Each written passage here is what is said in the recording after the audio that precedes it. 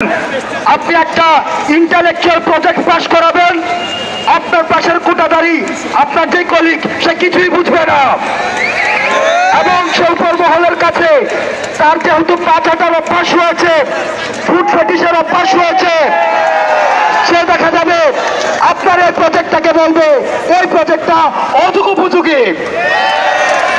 একটা অযোগ্য কলিগের সাথে কাজ করা, একটা অযোগ্য শিক্ষার্থীর সাথে তার সাথে কাজ করা যে কি পরিমাণ যন্ত্রণা, যারা সেটা পেয়েছে সেটা তারা জানে। আপনারা বিশ্ববিদ্যালয় পর্যায়ে দেখেছেন আপনার সহকর্মী, আপনার যে ক্লাসমেট যে কোটা দিয়ে এসেছে, একটা প্রেজেন্টেশনের সময় তাকে খুঁজে পাওয়া যায় না।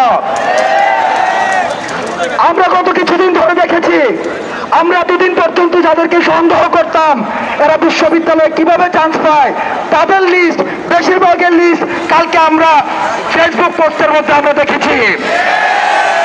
একবার ভাবুন, এই ধরনের মানুষগুলাই হচ্ছে আপনার সহকর্মী। এই ধরনের মানুষগুলো দিয়ে কি মেধাভিত্তিক স্মার্ট বাংলাদেশ করা সম্ভব? এই ধরনের মানুষ দিয়ে কি কোন যুগোপযোগী প্রজেক্ট বাস্তবায়ন সম্ভব?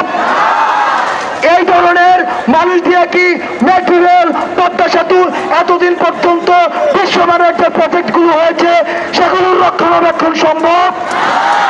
তারা সব জায়গায় রুটি কলার ভাগ চাইবে। আমরা কি এখানে রুটি কলার ভাগ চাইতে এসেছি?